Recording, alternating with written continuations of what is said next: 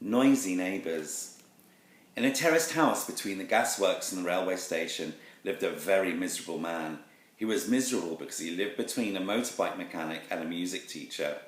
Every morning, the man was woken by the mechanic hammering and banging and clanging and revving away on motorbikes in the yard.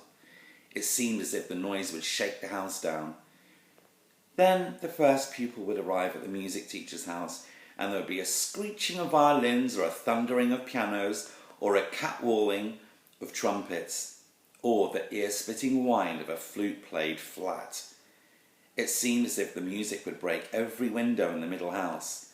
The man living between these noisy neighbours tried everything: earplugs, earmuffs, putting his head under the pillow, even locking himself in the cupboard.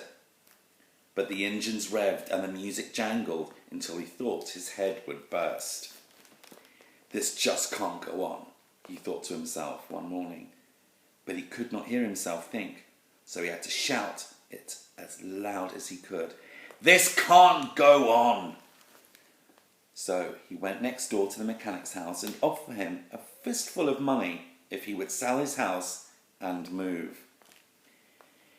"Anything you say, Chief," said the mechanic, who had never held so much money in his oily hands. "I'll move out tomorrow."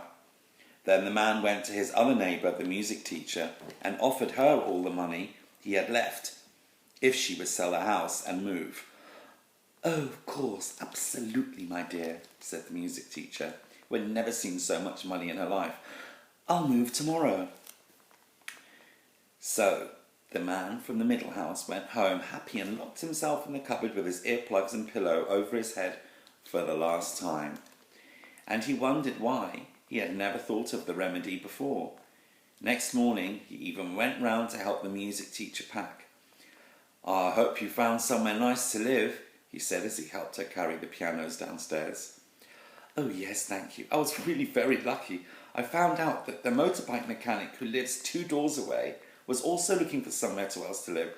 So I'm moving into his house and he's moving into mine."